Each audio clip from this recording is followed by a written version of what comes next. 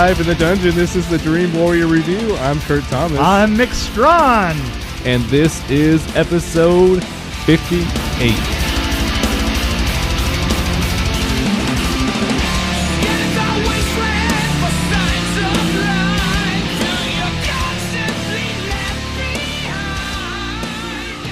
What was this film called? Lipstick on a Pig? Because that's what I wrote down here. Lipstick on a Pig, which actually we didn't see. Is that a movie? The story of Sarah Palin. Lipstick on a Lipstick Pig. on a Pig. A teenage Leatherface escapes from a mental hospital with 3 other inmates, kidnapping a young nurse and taking her on a road trip to hell while being pursued by a lawman out of revenge. Leatherface. So this is like an origin story. In case anybody doesn't know that. Yeah, right. Supposedly. Yeah, supposedly. So, I mean, since you worked on Leatherface, yeah, I think you should start this. Wait, tell me what you want think. me to start? Okay, there was one great shot. There was a pig in it? No. This is better than that. It was the wheelchair going out of the hospital. Right. It was no reason for it. It just happened. And it was the best thing about this movie. Hands down. Yes. That's not saying very much. I had so many problems with Actually, this it's movie. saying a lot. I had so many problems with this movie. Yeah, I did too. You know, the thing I did like the is, birthday scene with Grandpa, where he had the hammer. Oh, yeah. That was a cool scene. Like, it started out great. Yeah, but... And the mom was a decent character, I think. Yeah, the mother was okay. She's a good actress, but though. the character himself that played the young Leatherface, he wasn't menacing in any way. He wasn't... he barely even looked human, to tell you the truth. It was just... Well, and then I kept thinking of the first Texas Chainsaw was amazing, and the third was good too. The third was a great sequel to the first one. Right, it was. We don't know what happened to the second. That was just... Was the second one? Was that the one with the DJ, the radio DJ? Yeah, or, all every star that you could imagine was in it, and all the rest of that. But I mean, here's the thing. I think I know what you're thinking. Here's the first thing that they did wrong is it looked too good. Yes, and I was gonna say the first Chainsaw was very gritty looking. It was very gritty looking. Again, it was in the 70s, so different technology. But wait a minute, there were a lot of good looking films in the 70s. But you could see a total difference though with movies in the 70s because they're shot on film. Right? No, I understand that, but at the same time, it was totally intentional. Right? Yeah. I mean, it was this degraded look, and the thing is this one not only was it very pretty. Was it pretty? You could tell it was, and I am going to get some crap for this, but you could tell that it was a female production designer, and it was. Oh my gosh. This is a Texas Chainsaw. Yep. And you start from the basis of being gritty, you know? Yeah. And here's the thing, is not only was it gritty, but even not gritty, but even the places that we went to were overdressed, and the animals, the things that they made with the people's skin and stuff, were too well done. Yeah. You know, like the face, the mask. Right. Yeah. Well, but no, I mean, remember when they walk into the barn that has all the stuff hanging around? There, yeah. Every one of those was a complete... it was like perfectly placed. Perfect. Yeah. Not only perfectly placed, but it's like they were made with bones, like stuff, and they looked like they were made by somebody in a sculpture contest. Like they're too clean. They were too clean, too well done, too. You know, the thing is Leatherface takes a bone and skewers it through a skull, and then hangs it on a hook. You know, so that's going sideways, right? And you want to feel dirty. Like I'm thinking of Leatherface. There's a shot where he's sewing up the mask, and it's from behind, right? And the whole place just looks like just clean, right? No, I'm talking about the Leatherface that you worked on. Oh yeah, just looked really disgusting. Like it was really disgusting. Oh, totally disgusting. Like the whole house was gross. Right. And this one was like you didn't really get that. You didn't get that feeling. You didn't get that. Yeah. And I'm not saying there were places that were aged really well. I have to say, I loved the pit that the girl fell into. Right. And her at the bottom of the pit. That was just mysterious and freaky no matter what you did. Right, yeah. Well, the barn. I thought the barn actually kind of looked cool. I mean, when they were coming in on it, it looked kind of like from the outside. Yeah, from the outside. The outside shot cool. was awesome. I thought, but when they got inside it, I thought it looked like it was trying too hard and looking like it kind of looked like an enormous horror beginning art class, right? You know. Right. It's funny. I have a great note here. It's about blood. Okay. I think I know what you're talking about. The stupid blood of the girl at dinner, killing that girl at dinner, and the blood comes up in this one huge splash. Yeah. And it was like, dude. I wrote a note on that one too. I was like, really? Really? That was my word. That was kind of. Of course, I used that word a lot in my notes. You do. Really? Yeah. So if there was a giant pig on the road and you almost hit it and you didn't hit it, right? And it was some weird thing, wouldn't you just keep driving? And then why would you get out to go look at it? Yeah. And then when it stood up, wouldn't you run away from this? I mean, look, it was like a kid wearing a calf head and he had a sheep ass and he stood up on the road. Wouldn't you run the fuck away? I would. And then why didn't the boyfriend get out? He didn't get out to help his woman. Wait a minute. Anyway, hold on. Do you mind if we jump into a story right here? Go ahead. Oh God, this is great. Okay, this is called Driving with My Dad. When I was a kid, now my dad was in probably 27 major automobile accidents. Okay, and he was the exact opposite of a defensive driver, and so. The road scene reminded me of my dad so much I couldn't believe it because see, my dad would say, "There's a drunk driver behind us weaving in the middle of the freeway," right? And so he would slow down so that he could be next to the drunk driver weaving in the freeway. Yeah. Okay, so you get away with speeding, probably, right?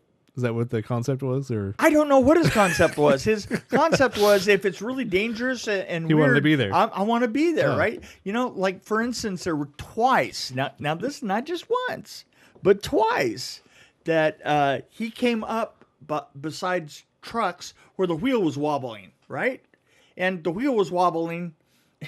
This one time we pulled up next, and he goes, "What's that over there? Look, is that wheel wobbling?" And he goes over like 4 lanes of traffic in the first freeway that had ever come through San Bernardino, right? And he goes, he gets over there like that, and we're riding right next to it. I'm in the passenger seat, right, in this little Ambassador. You know, we had like yeah, okay, right, exactly. The Americana Ambassador, and we're just pacing this truck, and the wheel is going whoa, like this. And sure enough, what happens? The wheel comes off and just crashes right in to us, and and we weave all over the road. And when we got home, there was just this enormous impression of the tire in the door, and then my dad like turns to me and he goes, "See." He tracked a lumber truck once up here in Washington. There was a lumber truck that passed him on like a 2-lane road, and he happened to notice that one of the hooks, you know, had popped up, right? You know, what do they call it? Come along hook, or so it had popped up and gone loose, and so and so he decided that he was going to catch up to the guy in the truck to tell him that it had come loose, and his car got squashed by a log, right? See, and this is a theme in my dad's life. You know, I think that psychologically, deep down inside, he was a World War II pilot, and I think that he kind of liked the danger of piloting great big, and he missed that that disaster in his life, and so he was busy trying to get up onto the edge of disaster, even though he didn't really know it, because if you say it out loud as a story, it sounds pretty damn stupid. But that's just kind of the way that he was, and driving or flying with the guy was kind of a more adventure than I really wanted in my life. And right.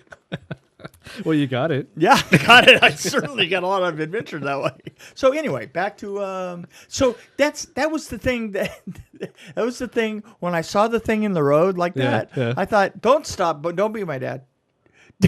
Don't see. My dad would have totally done that. Yeah. He would have walked back there and got stabbed through the throat. But he would have walked back there, not let his woman walk back there. What was that all about? Yeah. Well, actually, I did like the costume. It was kind of cool. Yeah.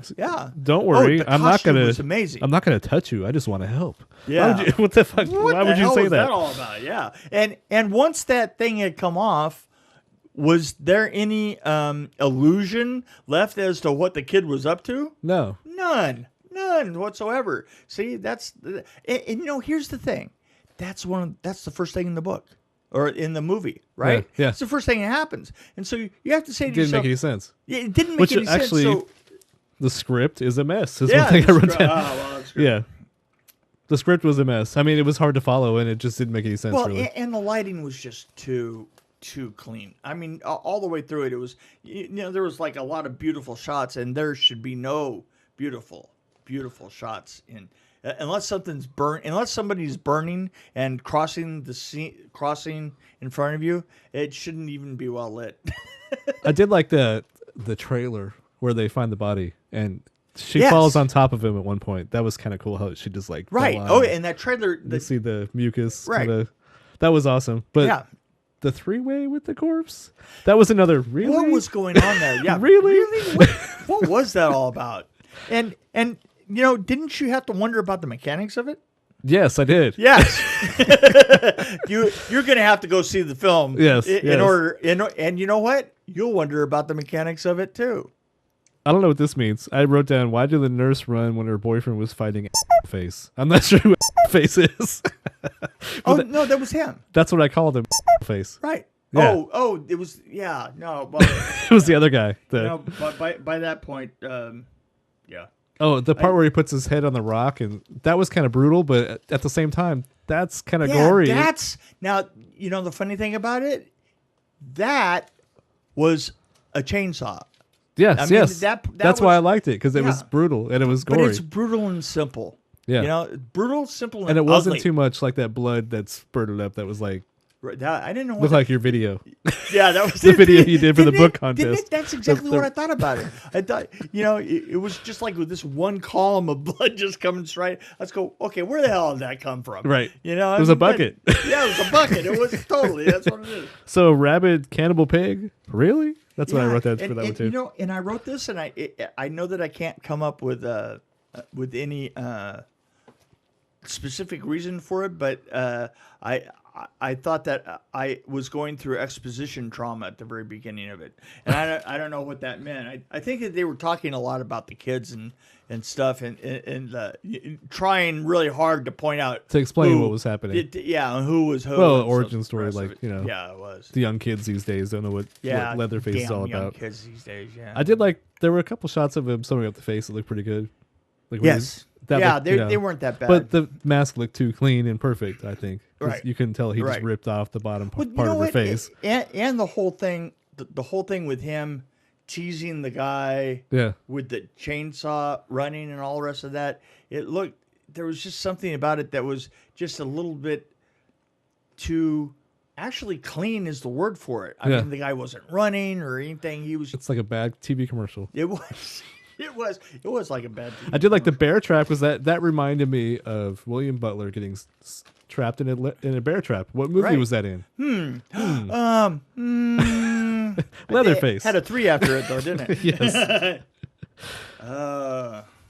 So my 3 words for the movie, if I was to describe this in 3 words, would be boring, gore, decent. Decent. I think they did a decent job, is what I'm trying to say. It wasn't a terrible film. Let me give one for you. Where did that dress come from? The dark? Yeah. The dark hip hugging dress? Yeah. I mean, Where did that come from? That was bizarre. I mean, for one thing, that wasn't a 60s dress at all. That was like right off the rack off of Marshalls or something like that. And I was like, it wasn't appropriate in any way whatsoever. This is 1961, and that dress came out of a 1990s bad club directly. And I was like, wow, that was hard. That was hard to see that dress, you know? Did you think they moved it along too fast, like the development of Leatherface, like how they just kind of pushed him right into it, like it was very quick? I guess you only had a limited time to do it, but you had limited time to do it because so much stupid was happening. So maybe they focused too much on the hospital and all the people in it and all the others. Maybe they could have made that shorter, made the script cleaner, I guess is what I'm trying to say. Yeah, they could. Well, you're right. It was two completely different movies. Yeah. Yeah, there was the bit in the hospital, which, like I say, with the guy, I forgive the hospital all kinds of things because of the guy coming out of the window in the wheelchair. That was that was an awesome shot. It had no reason to happen, but it actually sustained me for the next 5 minutes. And then the script, I mean the cast was Stephen Dorff. I don't know. Yeah. But I do like the mom, and I think she could have been. I think she was actually probably the strongest character, I think. Yeah, I mean, it's weird to say that. I think that they made her look a little bit too modern in a way. Right. Her hair was wrong. You know, that's the weird thing is there was some terrible art department effects. So this goes back to what I said about Rampage. Do a little research before you do something. Yeah, really. Look at the films. I can mention one of them. Right now. Yeah. At least look at the first one. Yeah, at least look at the first one. If you're not going to look at the fantastic third one. Right. The production designer, whoever that was great. Whoever he was amazing. So, okay.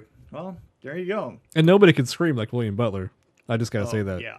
Oh, yeah. But there was an armadillo on the road, so at least there was a kind of connection there. Like, anyway. Bear trap, armadillo. Bear trap, armadillo. But it wasn't an armadillo. It was a guy in an outfit. Yeah, the guy in that. But you know what? You got to admit, that was one of the only truly creepy things in the film. How fun would that be? Halloween, you go to a party, and you just kind of crouch down. And every once in a while, you stand up and freak people out like you're wearing a pig ass. Yeah. That'd be fun. Yeah. Yeah. And what was that? Why was it a pig ass and a cow head? Didn't make any sense. Like, I mean, I don't know. Why wasn't it a whole thing a pig? Yeah. Well, I don't know. It made them stop. Guess so. You know what?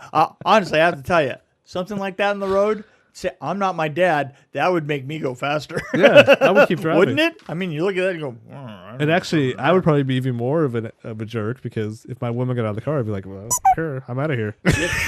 No, not really. I would have been screaming at her to get back in the car. So the sheriff was like, for the rest of it, was like, I let her out of my life. That was terrible. Yeah, that was lame. That was so lame. I mean, I should have helped her. It's like, don't follow that little boy out there because she's there. Where'd you go? Yeah, that was bad. The doctor, though. What do you think about the doctor? That was very like Frankenstein, Lurch it. Oh, yeah. Actually, I liked his character, the doctor character, because it was just like kind of out there. It was like didn't really fit in with the movie. Yeah. It was, but you know what? It could have done with some more of that kind of thing. Right. You know, whoever thought up the doctor, you know what was the other thing he thought up? It's the wheelchair. Right. Well, the doctor was like kind of like the creepy guys in. I hate to use this reference, but Centipede, like 3 or the one where they're in their prison. There's a very character, or actually any of the Centipede movies, they're all kind of creepy guys. You know what? I haven't seen those yet. They're hard to watch. Yeah. Hello. And actually, I've watched I think it's the third one I was watching. I got to tell you, when somebody explained the concept to me, that was pretty hard by itself. The first one's brutal, but yeah, I mean.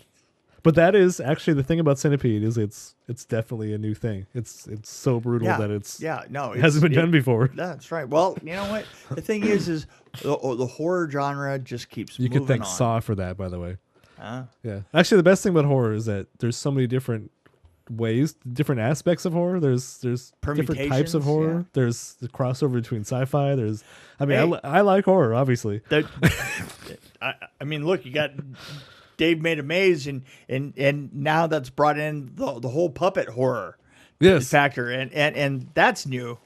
Which we need to find out. There's a local guy actually to us that is working on a movie right now. We should talk to him. But yeah, you know what?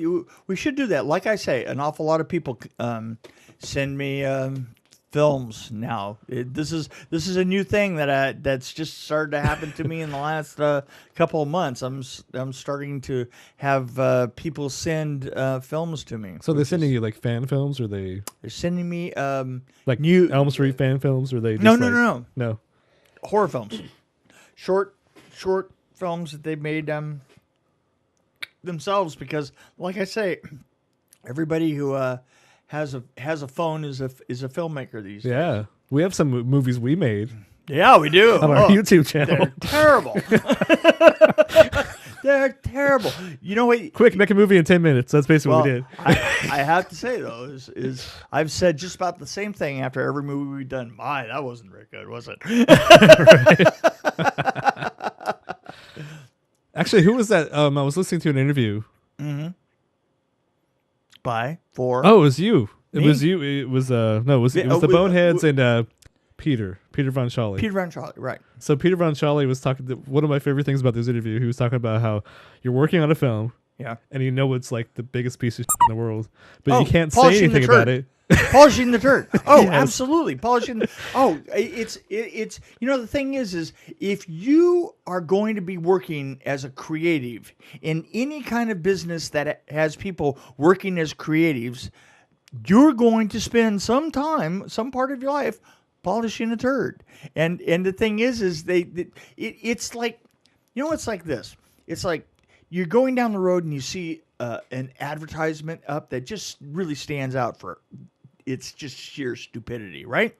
And you look at that and you say, the thing is somebody had to still do the lettering, and somebody had to pick the colors, and that actor that's smiling off screen is got to be there for a reason, and a group of people had to sit around at some point and say, yeah, that's the ad we want. That's as good as it gets, right? And that's how you polish a turd. Usually you're polishing a turd because it was given to you by committee. It's almost, the thing is corporations, the thing is, we go through this as a society. We've been trying to make corporations a person. Yes. But I can tell you this. They're not a person. They are not a person, because it takes a whole bunch of them to get together to create one turd. Right. But have you ever been on a film where you're thinking the whole time, this is the worst movie I've ever been on? It's going to be crappy. Oh God, I can't even tell you how many times. Oh Jesus! You know what? I did a bunch of movies of the week. Story time. Story time. It's story time with Mick. Story time with Mick. Story time with Mick. Story time with Mick. Story time with Mick. And I remember distinctly one time being on a show called the Lawrencia Bembenek Story. Yeah, it was about a cop who gets some kid pregnant, and she gets in jail, and then she escapes jail, and then blah blah blah blah blah, and it goes on and on. And the funny thing is I remember talking to Timothy Busfield about it, and Timothy Busfield is the nicest guy in the world, and he would be on,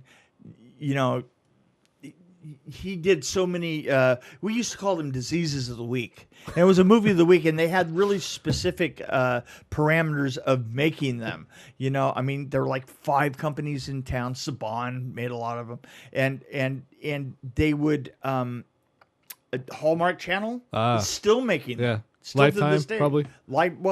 this is way before Lifetime, right. but Hallmark was actually doing them back in, and it's still doing them. But you would get together, and you would know that you had 3 weeks of prep, that you were going to be filming for 3 weeks, and then you had like 2 hours to clean everything up, and that was and that was it. And I could tell you. I could even tell you the amount for it was $25,000 for everything, including all labor in the art department, period. Wow. That was the labor, the rentals, absolutely everything. I can tell you. And the thing is like Timothy Busfield, I remember, I kept running into him, is you could pick up a good chunk of change just for working on them. And, it's a funny story. I remember you were also asked to spend, your $25,000, and I went down to San Diego one time, and the director really loved this house that we picked, and then not only the house that we picked, but the house right across the street worked perfectly for the house right across the street that was in the script. Right? Right, yeah. And it wound up being that 95% of the film was filmed in these two houses. And one of them was dressed perfectly for the one house, and the other one was dressed perfectly for the other house. So as the production designer, I didn't do a damn thing. And I had a crew, and what we used to do is we used to go down to the, we would take our, and fake a bunch of receipts. And go down to there was a Malibu Raceway 2 exits down on the freeway, right? And we would go down there. We'd be racing in these little Malibu Formula One cars, right? Literally for 3 weeks, solid. I swear to God, absolutely solid. We got to the point of where you'd walk out and you'd know which car you was on, which one you wanted. First name basis with absolutely everybody. Right. You could have them. You go out and you'd have them adjust the governor up a little bit, so that you could get some speed out of a couple of cars. And I mean, we lived at that place for 3 weeks. So at the very end of the film, the Grips, by the way, Grips just think that they're the most, that they swing the biggest penises, no matter what, right? Yep. And so it turns out that we talked the accountant into having our party down there because we got a great deal with, hey, listen, we just happened to drop in this place. Yeah, and we got a great, by accident. We got to take over the place for the rap party, right? And the thing is the art department just stomped the Grips, and they were so pissed because we were like turning track times that were like 10 seconds higher. The worst that we would do was 10 seconds higher than the best they could do. And you were like training for it. Oh yeah, we trained for 3 weeks for this. That's awesome. It was so funny. But the thing is on the last week of the show, like I say, it had the two houses right across. That was 95% of the film, right? And so, in the last week of the show, the accountant calls me into his office, and he goes, "Hey, how's it going?" I said, "It's great." I said, I wasn't about to tell him what I'd been doing for the last 3 weeks, and he goes, "Hey, I need to talk to you about something." I go, "Okay," and he closes the door, and he goes, "Okay." He says, "So far in this whole film, you've spent $5,000. And what I didn't want to tell him was that essentially we spent $5,000 just cheating receipts, racing down at the Malibu Speedway. So he goes, well, he says you have a problem. You weren't spending enough. Is that what he's saying? Yeah. He goes, you have a problem. And I go, well, what's my problem? I'm definitely going to be under budget. He says, you can't be under budget. And I go, what? And he goes, well, he says, for one thing, you have no reputation. You have a reputation to uphold. You personally have never been under budget in your life. Yeah. But he says, here's the problem, is if somebody says that this film doesn't look good, if a producer says this film doesn't look good, and They see that you only spent that much money on it. Yeah, and they see that that's going to be just irresponsible of you, And I was like, okay. He says you have to do your budget, and you have to probably eat up 10% of your contingency. And I go, what's my contingency? He goes, standard art department contingency is 20% over, and you have to eat up some of that. So here's what I had left, and it was kind of unfortunate, but we had two sets left. The rest of it was street stuff, but we had 2 sets left, and the 2 sets were this. One of them was the rundown soup kitchen, which is almost impossible. I mean, the thing is you have to rent a soup kitchen in order to make it look like a soup kitchen. And then what are you going to spend it on? You're going to spend $15,000, $20,000 on soup? So the other one was a high-end, it was a high-end high-rise building, an apartment. And so when they found the location, the director walks in and he goes, yeah, I love it. I love it just the way it is. And he walks out and I turned to my department and I said, okay, I want everything out of here. I want you to put everything in the trucks and find a storage unit and put everything in it. I want it completely empty by tomorrow morning. And tomorrow morning I literally went to the most expensive furniture store in town and just walked around with a clipboard with the guy with the clipboard. I'm going, okay, I want that. Yeah. I want that headboard, and I want that sofa. I want that table. I want these bookshelves. And I want that kitchen table. And then at the end of the film, as I put up a sign that says, every department has to leave with a major piece of furniture, has to literally leave with it. Right. So, and the thing is, they all had trucks that were going back to LA because they had equipment that came from LA. So the grip truck went back completely full of furniture. The camera truck went back completely full of furniture. Right. Yeah. And that was it. And I actually wound up spending. I spent $15,000 in that one in about half an hour. That'd be fun. And they delivered it and said it. And believe me, for that, they kept trying to give me discounts. I was like, no. No, I'll pay full price. No, I'll pay full price. No, I'm going to pay for shipping. So the salesperson must have loved you. He did. Well, he sent my. I don't drink, but we did have this huge delivery of liquor to the Malibu. Which is funny is because, we gave our address. You bet. We gave our address. Right. As the Malibu Raceway. And all this liquor was delivered down there for the party. So, there you go. That's the wacky story of how that goes. I never would have thought that would been a problem, because always my problem was you're spending too much. Was trying to stay under 20% over. Yeah, but those TV movies they were like formula, and if you didn't follow the formula, you were going to get yourself in. Everybody has their role to play. And I really had to appreciate that the accountant took me aside and let me know that. That's awesome, actually. Because if he hadn't, I literally, Oh, there you go. Well, the other problem is if you only spent $5,000 and they think it looks awesome, and they only did it for $5,000. Well, that would be the budget from now on. Yeah, then everybody, then everybody would hate me. Right. Then all our departments from then on would hate me. Right. It's true. Well, there you go.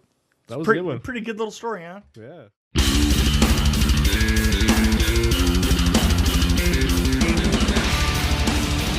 Thank you for listening to the Dream Warrior Review. As always, you can reach us at Gmail at dreamwarriorreview@gmail.com, or you can find us on Twitter at DWReview, and of course, we're on Facebook. Until next time.